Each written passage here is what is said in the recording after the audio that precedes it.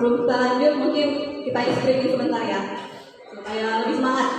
Nah ini tebak kata, ada 3 gambar. Gambar yang pertama mungkin bisa jadi latihan ya. Gampang ya. Jadi ada gambar terus kita terjemahkan jadi sebuah kalimat. Untuk kalimat yang kedua mungkin agak sedikit. Nyambut tadi. Nah yang gambar yang kedua, siapa yang bisa tebak ini? Kata apa yang ada di gambar ini? Satu jalan, gampang ya. Bisa semua yang jawab ini. Satu jalan, karena kan ini kan sate. Huruf E diganti jadi U, jadi satu jalan. Gitu ya.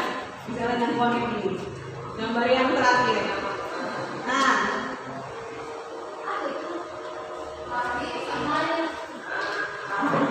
ini kata apa ini? Ya, harimau, betul. Harimau ya.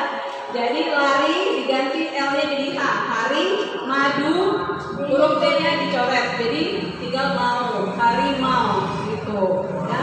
Oke, masih ada yang kurang ternyata. Terima kasih. Jangan ngantuk ya. Jadi materi yang berikutnya ini bagian saya lumayan banyak juga materinya, tapi saya coba untuk perpadat, jadi singkat, padat, dan semoga jelas. Jadi yang memang teknisnya akan kita gunakan nanti. Jadi minta tolong kalau ada masukan boleh disampaikan supaya ini bisa kita manfaatkan memang untuk tahun pelajaran yang baru. Nah, materi kita selanjutnya adalah menyusun kurikulum operasional satuan pendidikan bagian 1. Kalau selama ini kurikulum operasional rata-rata itu disusun oleh kepala sekolah dan bagian kurikulum. Tapi ternyata idealnya itu seharusnya melibatkan semua guru, melibatkan peserta didik dan juga melibatkan orang tuanya. Jadi semuanya terlibat untuk menyusun kurikulum itu. Tapi ada bagian-bagian tertentu yang yang memerlukan keterlibatan dari pihak-pihak tersebut. Lalu apa itu kurikulum operasional? Kurikulum operasional adalah seluruh rencana proses belajar yang diselenggarakan di satuan pendidikan, pedoman seluruh penyelenggaraan pembelajaran. Kalau tadi dikatakan modul yang untuk menuntun guru melaksanakan pembelajaran, sementara modul itu awalnya harus didasarkan pada kurikulum yang ditetapkan di sekolah tersebut. Ini mungkin tidak perlu ya, saya lanjut ke bagian-bagian yang penting. Prinsip pengembangan kurikulum operasional yang pertama berpusat pada peserta didik, yang kedua kontekstual, esensial, akuntabel, melibatkan berbagai pemangku kepentingan.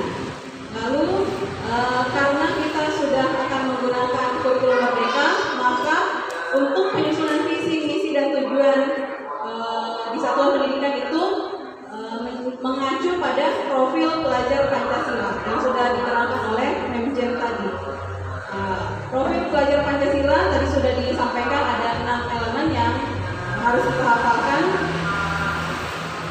Adapun posisi profil itu dalam kurikulum adalah sebagai tujuan jangka panjang, lalu kompetensi dan karakter, dan benang merah yang menyatukan segala praktek yang dijalankan di sekolah. Nah, ini adalah alur dari penyusunan kurikulum itu. Jadi yang pertama kita harus menganalisis karakteristik di satuan pendidikan kita. Jadi kita melihat apa kelebihan, apa yang kita miliki di sekolah kita yang bisa kita tekankan untuk kita lebih tonjolkan dari sekolah kita itu. Lalu setelah itu merumuskan visi misi dan tujuan. Kemarin juga sempat ada rapat terbatas untuk menentukan visi misi tujuan itu. Nanti akan kita lihat bersama-sama visi misi dan tujuan kita yang terbaru setelah kita implementasikan kurikulum merdeka di sekolah kita. Lalu pengorganisasian pembelajaran, menyusun rencana pembelajaran dan evaluasi. Lalu yang berikutnya adalah apa saja yang perlu kita perhatikan dalam penyusunan visi, misi, dan tujuan dari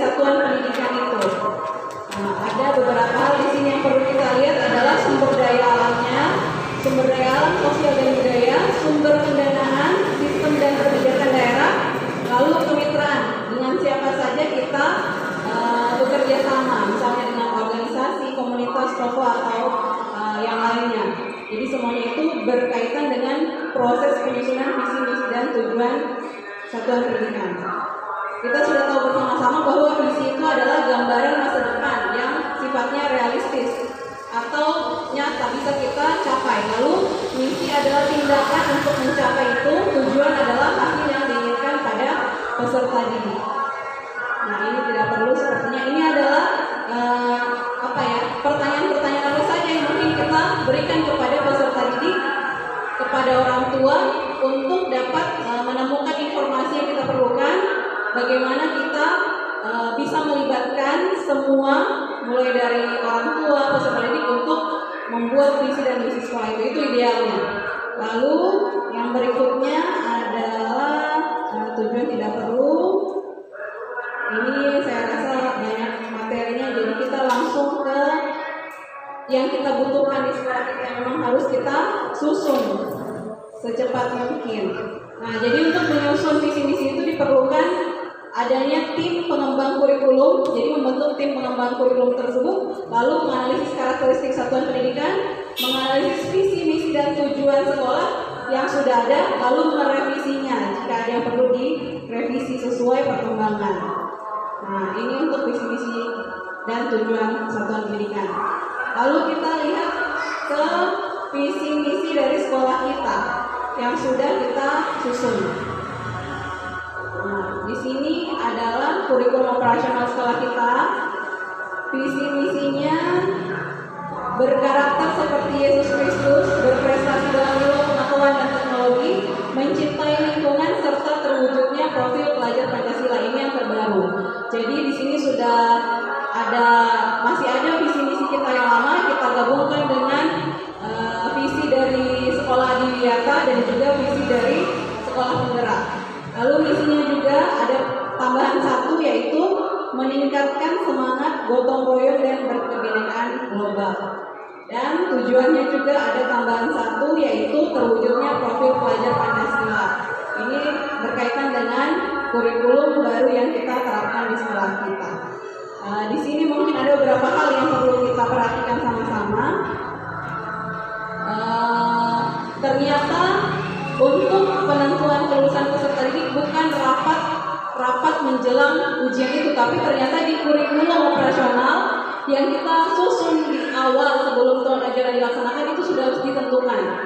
Di sini ada contoh yang diberikan kemarin, tapi saya masukkan angka kita yang tahun lalu mencapai rata-rata nilainya itu adalah 65 tahun lalu. Jadi ternyata pada saat kita membuat kurikulum operasional itu sudah harus ditentukan berapa sampai itu ya, padahal kelulusan itu sebenarnya kegiatan di akhir-akhir sebuah tahun ajaran biasanya. Tapi ternyata di awal sudah harus ditentukan. Lalu yang berikutnya adalah intrakurikuler. Tadi sudah disampaikan oleh Mjen. Intrakurikuler saya bahas kembali di sini. Saya tekankan di sini ada yang warna merah supaya kita bisa perhatikan bersama-sama karena ada sedikit perubahan pada muatan pelajaran di kurikulum Merdeka ini. Tapi ada juga yang masih sama. Contohnya pendidikan agama Kristen, lalu PPKN juga masih sama, tapi dirubah menjadi pendidikan Pancasila, lalu bahasa Indonesia, matematika, ilmu pengetahuan alam dan sosial atau IPAS, seni dan PJOK. Lalu untuk seni sendiri ada perubahan, yaitu dibagi menjadi empat mata pelajaran, yaitu seni musik, seni rupa, seni tari dan seni teater. Tapi di sini yang kita cantumkan ada 3 karena melihat kondisi sekolah kita di mana tenaga pengajarnya mungkin belum ada yang kompeten untuk teater. Tapi kalau kita melihat ada yang kompeten, mungkin bisa kita masukkan ke dalam mata pelajaran kita. Jadi ada seni musik, seni rupa dan seni tari yang kita masukkan sebagai mata pelajaran. Tapi di sini sifatnya mata pelajaran pilihan. Kalau selama ini dalam pelajaran seni budaya dan keterampilan itu semuanya kita ajarkan dan semuanya itu kita ujikan kepada anak-anak. Tapi saat kurikulum Merdeka ini, maka mereka boleh memilih minimal satu yang mereka sukai. Mungkin bakatnya lebih ke musik atau lebih ke seni rupa atau seni tari, boleh mereka pilih di situ. Nanti teknisnya teknisnya pada saat mengajar adalah tetap guru itu, misalnya ya, saya ambil contoh di kelas 1, Mem Nova sebagai guru seni dan budayanya. Beliau tetap mengajar seni dan budaya untuk ketiga materi ini, tapi pada saat ujiannya nanti anak-anak boleh milih. Mereka lebih memiliki bakat di bagian yang mana. Jadi nilainya itu diambil dari seni yang mereka pilih itu untuk sebagian seni. Lalu di sini pembelajarannya dibuat terpisah atau parsial. Kalau selama ini kurikulum 2013 dibuat tematik. Jadi beberapa mata pelajaran digabung menjadi satu tema. Jadi pada saat mengajar, kita mengajarkan satu tema dalam beberapa mata pelajaran secara tergabung. Tapi untuk kurikulum Merdeka ini kita bisa memilih apakah kita mau tetap tematik atau mau untuk membuatnya parsial atau terpisah. Tapi saat kami memesan buku kemarin itu, buku yang disediakan pemerintah itu ternyata terpisah, bukan tematik lagi. Makanya di sini kami mencantumkan parsial, jadi terpisah. Untuk kelas 1 dan kelas 4 nanti pembelajarannya bukan tematik lagi, tapi parsial atau terpisah per mata pelajaran seperti sebelum kurikulum 2013 itu. Lalu berikutnya adalah ini bahasa Inggris ya. Bahasa Inggris pada saat kurikulum 2013 itu adalah muatan lokal, tapi di kurikulum Merdeka ini ternyata berubah menjadi mata pelajaran pilihan. Tapi karena di sekolah kita karakteristiknya atau ciri khasnya adalah bahasa Inggris, maka kita menjadikan bahasa Inggris ini sebagai mata pelajaran wajib, bukan pilihan. Itu karena kurikulum ini juga bisa kita kondisikan sesuai dengan keadaan sekolah kita. Lalu berikutnya pengembangan diri. Di sini ada beberapa kegiatan yang kita sudah coba tulis kemarin. Yang pertama conversation. Ini untuk pengembangan diri atau ekstrakurikuler nantinya. Lalu angklung atau pianika, tapi nanti kita akan bahas kembali ini secara detailnya bagaimana pelaksanaannya. Adventurer atau pathfinder, badminton, science, English dan ETA. Jadi itu adalah gambaran untuk kegiatan ekskul kita di tahun ajaran yang baru. Lalu program inklusif, ternyata di sekolah kita juga, biarpun kita belum terdaftar sebagai sekolah inklusif, kita boleh tetap mengusung ya pendidikan yang bisa menerima semua murid. Tapi ini sudah kita laksanakan selama beberapa tahun ini. Jadi kalau ada siswa yang mungkin punya kelebihan, keistimewaan, tetap kita terima, dan itu memang dibolehkan di sini. Yang penting kita mengakomodir itu dengan baik, walaupun kita belum terdaftar sebagai sekolah inklusif. Lalu berikutnya adalah penguatan profil pelajar Pancasila. Nah, seperti yang disampaikan Memjen tadi, kita memilih 2 tema untuk diterapkan, kita lakukan di tahun ajaran yang baru, yaitu tentang kearifan lokal dan Bhinneka Tunggal Ika. Tapi ini mungkin tidak mutlak ya Mem ya. Kalau ada yang memiliki pandangan yang lebih baik lagi, nanti kita sudah perlihatkan tadi beberapa pilihan temanya. Kalau ada, khususnya untuk guru kelas 1 dan kelas 4, jika ada pandangan yang lebih baik untuk pilihan temanya, silakan. Ini hanya masukan saja. Jadi kearifan lokal, rencananya itu kita mengadakan pameran Cindramata. Lalu Bhinneka Tunggal Ika itu rencananya kita adakan pentas seni. Jadi sekaligus yang melaksanakan proyek juga sekaligus melaksanakan program sekolah kita seperti biasa, yaitu pentas seni. Nanti untuk pelaksanaannya akan saya tampilkan di pemetaan kalender pendidikannya ya, ada di situ nanti kita lihat. Oke, lalu ekstrakurikulernya tadi sudah ada, Science Club, Math Club, English Club. Di sini untuk klub ini diadakan untuk mempersiapkan para siswa menghadapi kompetisi atau perlombaan. Ini kita buat dari kelas 4 sampai kelas 6. Terus ada badminton kelas 1 sampai kelas 6, pianika untuk kelas bawah dan angklung untuk kelas atas, conversation untuk semua kelas, adventurer untuk kelas 1 sampai 4, pathfinder untuk kelas 5 dan 6. Nah, ini UKS dan dokter kecil, ini pilihan ya. Kalau kita mau melaksanakannya silakan, tapi ini kita sepakati bersama, ini hanya contoh saja. UKS dan dokter kecil biasanya memang beberapa tahun yang lalu diminta ini biasanya dari UKS, dari apa? Dari puskesmas biasanya diminta daftar dokter kecil dari setiap sekolah. Ini untuk kegiatan ekstrakurikuler, lalu kegiatan harian ini yang biasanya kita laksanakan, tidak usah kita bahas panjang lebar. Lalu pengaturan mata pelajarannya ini saya mungkin lebih ke ini ya, jadwal sekolah ini masih gambaran saja. Nah, tadi kita sudah dengar tentang proyek. Jadi proyek itu dilaksanakan tidak terkait dengan materi yang ada di dalam mata pelajaran. Jadi tidak usah takut nanti materi agama harus dibawakan ke dalam proyek misalnya, atau materi bahasa Indonesia harus dibawakan ke dalam proyek.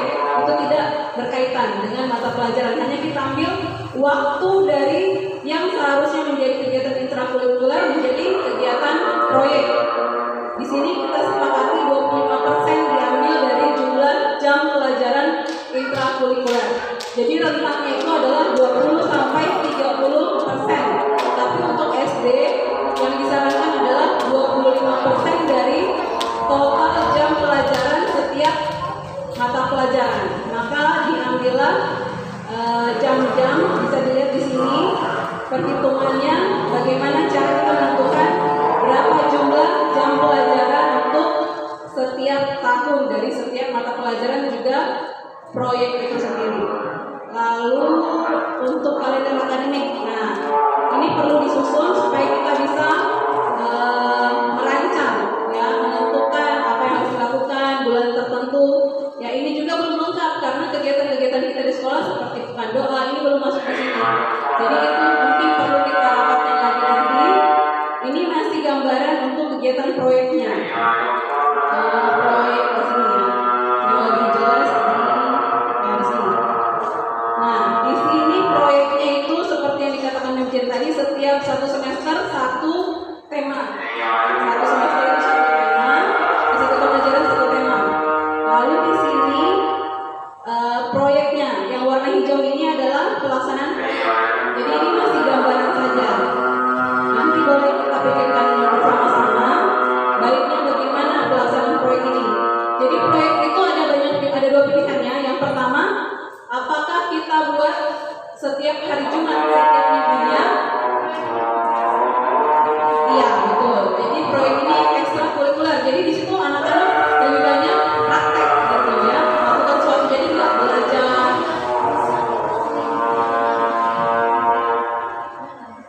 Itu beda lagi untuk, ya, itu masuk ke pelajaran intrakurikuler. Karena intrakurikuler juga masih ada prakteknya, tetap ada prakteknya. Proyek ini beda lagi. Proyek ini tidak terkait dengan materi yang kita harus capai di mata pelajaran itu. Jadi proyek ini mengejar tema yang kita pilih tadi itu, contohnya kearifan lokal. Jadi kita kerjakan proyek itu untuk pameran, untuk pentas seni, itu yang kita laksanakan di jam-jam proyek itu. Nah, pilihannya adalah kita membuat proyek itu setiap minggu satu kali, atau kita gabungkan menjadi mungkin 2 minggu sekaligus itu proyek semua, jadi nggak ada kegiatan pembelajaran, atau sekaligus 4 minggu, karena satu semester itu 4 minggu, tapi di sini saya buat 22 minggu. Jadi kenapa di sini saya buat 22 minggu? Karena ini warna kuning adalah kegiatan ujian tengah semester. Ini adalah kegiatan ujian akhir semester.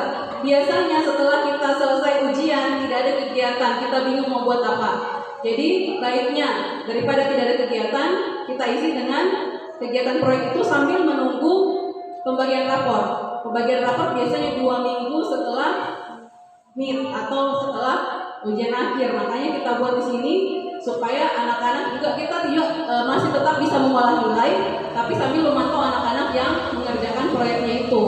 Nah, itu hanya gambaran saja, tapi nanti kita bisa bahas bersama-sama lagi apakah ada yang mau dirubah dari sini, atau kita membuat langsung sekaligus 1 bulan full untuk kegiatan proyek. Tapi saya rasa itu agak terlalu lama waktunya untuk proyek kalau seperti itu.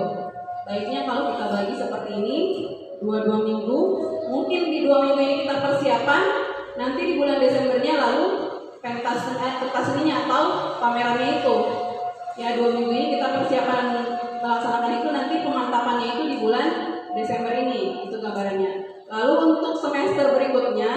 kedua itu kita rencanakan di bulan Maret minggu keempat setelah MIT. Ada 2 minggu proyek di situ. Proyeknya 2 minggu untuk persiapan di bulan Juni. Di bulan Juni juga ada 2 minggu. Jadi ini persiapan 2 minggu setelah MIT dan pelaksanaannya itu adalah 2 minggu setelah ujian akhir semesternya. Jadi mungkin 1 minggunya untuk persiapan akhir, lalu pementasannya 1 minggu ini. Atau 1 hari saja cukup, nanti kita bisa sesuaikan. Intinya adalah dalam 1 semester ada sekitar 4 minggu waktu untuk melaksanakan proyek itu. Terserah dari kita apakah kita mau buat dia setiap minggu ada proyek 1 hari, hari Jumatnya atau hari apa, atau kita gabungkan seperti ini. Kita buat langsung 1-2 minggu atau sekali 1 bulan untuk proyek itu. Jadi nanti bisa dipertimbangkan dengan matang. Itu untuk proyek. Mungkin ada lagi di sini. Ini mungkin ya. Itu saja, mungkin ada pertanyaan sampai di sini, silahkan. Tentang proyek atau tentang visi-visinya.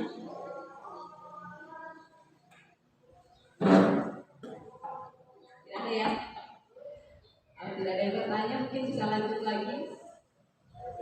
Ya? Oh ya, beri dulu ya. Ya, jadi ini gambarannya mungkin masih bingung juga ya.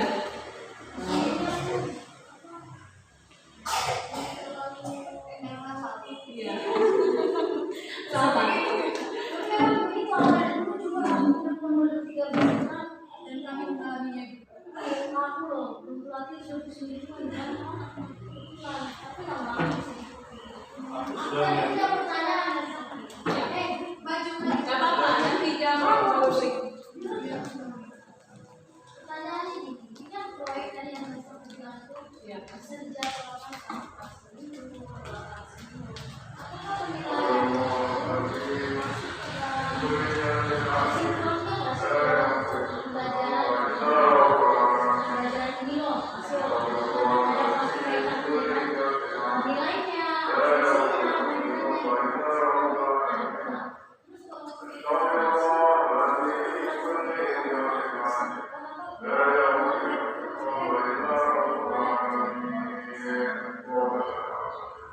Kalau gambaran raportnya juga kita lembaga melihat bagaimana bentuk raportnya.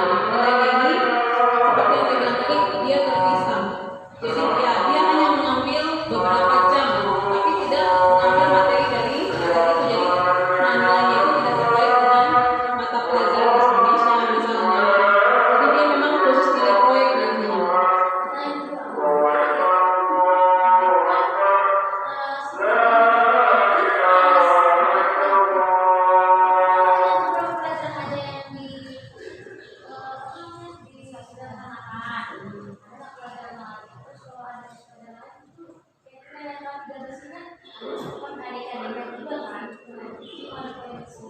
Nah, kalau yang berubah itu memang cuma IPAS tadi, hanya itu yang berubah. Ya, sisanya itu hanya berubah nama sedikit. Contohnya pendidikan Pancasila, dulunya kan PPKN, berubah-ubah kan, kadang PKN, kadang PPKN, sekarang pendidikan Pancasila.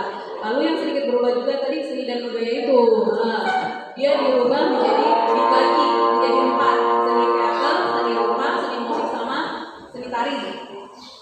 Nah, itu mirip sama SMP jadinya ya. Iya, nah betul. Nah, jadi itu kalau menurut Permendikbudnya itu dia sekolah kita minimal memilih satu minimal. Nah, kalau bisa kita pilih lebih dari satu sesuai ke keadaan kita, kondisi guru-gurunya, kalau bisa lebih dari satu baik, karena bisa menjadi banyak pilihan buat anak-anak. Misalnya kita cuma pilih seni musik nih, tapi anak-anak tidak semuanya bisa di musik. Ada yang bisa di tari. Kita tidak berikan pilihan itu kepada anak tersebut. Jadinya bakatnya dia tidak tersalurkan. Jadi baiknya kita pilih lebih dari satu kalau memang memungkinkan. Gitu. 4 seni teater, seni rupa, seni tari, sama seni musik. Ya kan?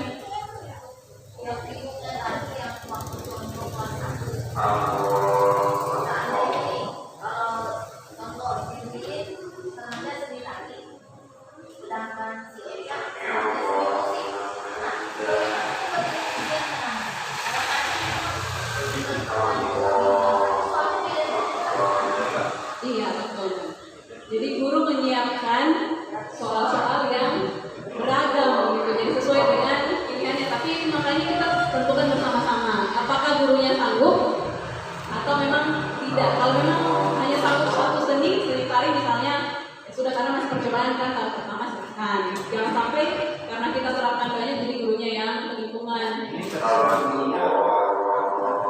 Dari sekolah Sir.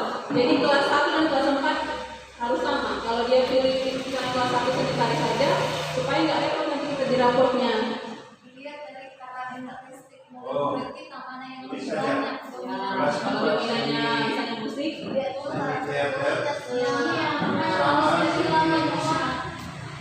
melihat yang lihat kondisi gurunya, kemampuannya sama anak-anak juga. Ini musik sama dia Ya, ini kalau gambar saya lupa ya.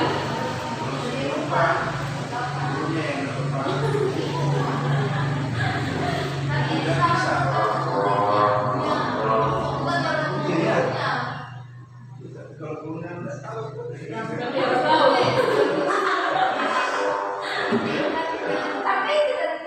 Ya, memang kita harus lebih apa ya, prioritaskan murid kan, bukan murid. Itu masih baru satu pelajaran. Ya. Gimana? Pelajaran lain kalau dia minta itu bagian ini.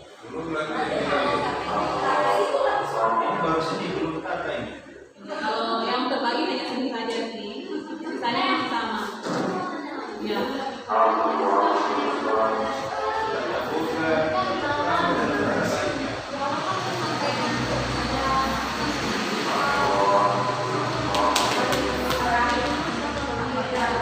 Apa sih bedanya profil pendidikan daerah dengan satuan?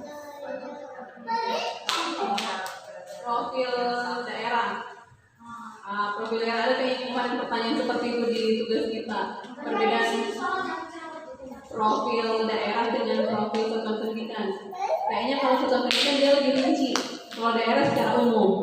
Nah, dari daerah itu kita ambil patokan. Jadi dari daerah itu kita jabatan lagi sesuai Jadi yang bisa mengembangkan adalah satuan pendidikan. Iya. Iya.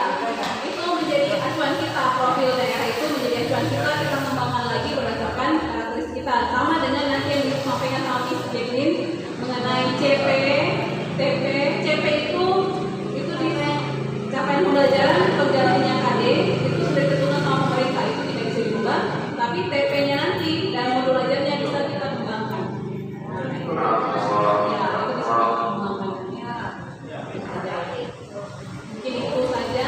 Kita ini pas ya 15:55 kita istirahat sampai 16:10 untuk ganti baju. Ya, ganti baju untuk materi selanjutnya. Biar ada dokumentasi. Nanti 16